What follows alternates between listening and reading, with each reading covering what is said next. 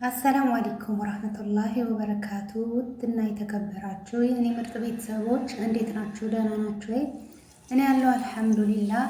ዛሬ ይዤላችሁ የመጣሁት ቀለል ያለ የፓስታ አሰራር ነው። የኛ ቤት የፓስታ አሰራር።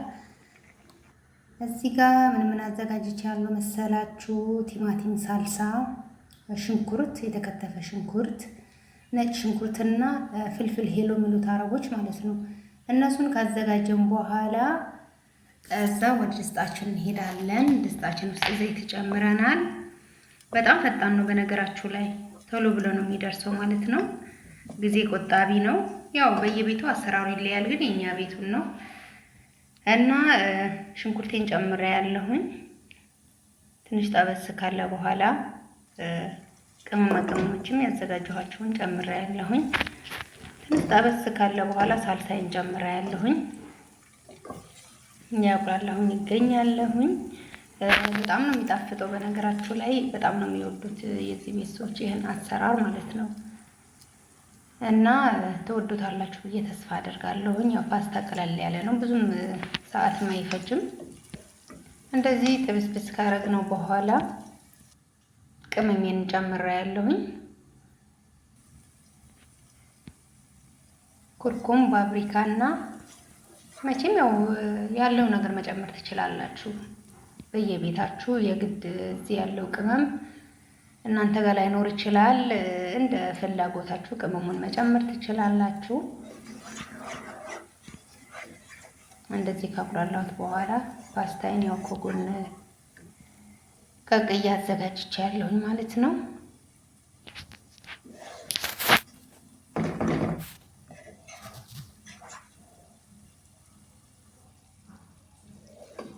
ከዛ በኋላ ቲማቲም አዘጋጅቻለሁኝ። የተፈጨ ቲማቲም አለኝ፣ እሱን ደግሞ ጨምራለሁኝ ማለት ነው። ጥብስ ካለልኝ በኋላ ሶይ ሶስ እጠቀማለሁ። በነገራችሁ ላይ ሶይ ሶስ ይወዳሉ የኔ ቤተሰቦች። ቲማቲምን ጨምሬያለሁኝ።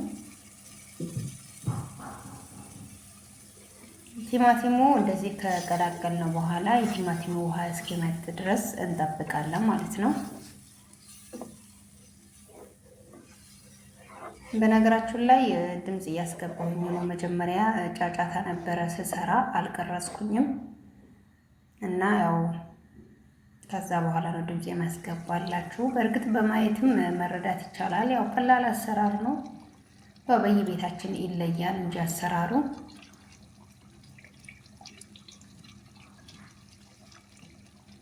ቲማቲሙ ውሃው የመጠጠ ነው። ሶይ ሶስ አለኝ። ሶይ ሶስ አዘጋጅቻለሁ። ሩብ ኩብ ሶይ ሶስ ነው፣ ሩብ ኩባያ ማለት ነው። እንደ ብዛቱ ነው። ላትፈልጉም አለመጨመርም ይቻላል። የኔዎቹ ግን ስለሚወዱ ነው ሶይ ሶስ። ከመኮረኒ ጋር ከፓስታም ጋር ሶይ ሶስ ይወዳሉ።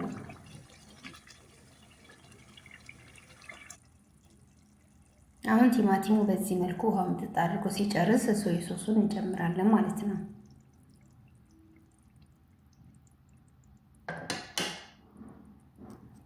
ሶይ ሶሱ ብዙ መብሰል አይጠበቅበትም። ያው ማዋሃድ ነው። ትንሽ ብቻ እሳት ማስነካት ነው። የኔ ውድ ቤተሰቦች በዚህ መልኩ ሱጓችን ደርሰዋል። ፓስታ ከጎን ቀቅያለሁ፣ ይቅርታ። ይሄው ፓስታዬን ይመስላል። ቀቅያ አጥልያ አዘጋጅቼዋለሁኝ። ይሄን ፓስታ ይኸው ስጎይ ጋር አንድ ላይ መቀላቀል ነው ማለት ነው። በቃ በዚህ መልኩ ደርሰዋል። በጣም ፈጣን ነው። በነገራችን ላይ መኮረኒና ፓስታ ቶሎ የሚደርሱ ምግቦች ናቸው። ለችኮላ ለምናምን ይሆናሉ እና ጣዕሙም በጣም አሪፍ ነው። በዚህ መልኩ ሰርታችሁ ሞክሩት። እንዳልኳችሁም በየቤቱ አሰራሩ ይለያል። የኛ ቤት አሰራር ደግሞ ይሄ ይመስላል። ጣዕሙ በጣም አሪፍ ነው። በነገራችሁ ላይ በጣም ነው የሚጣፍጠው እና የኔ ውድ ቤተሰቦች ስለምትከታተሉኝ ስለምታበረታቱኝ በጣም ነው የማመሰግነው። ከልብ አመሰግናለሁ። በያላችሁበት አላህ ይጠብቃችሁ፣ ሰላማችሁ ያብዛልኝ። ለአላህ ስል በጣም ወዳችኋለሁ። እጅ ለእጅ ተያይዘን ወደፊት እንሄድ እላለሁኝ። እንደጋገፍ። መልካም ሁሉ ተመኝሁላችሁ።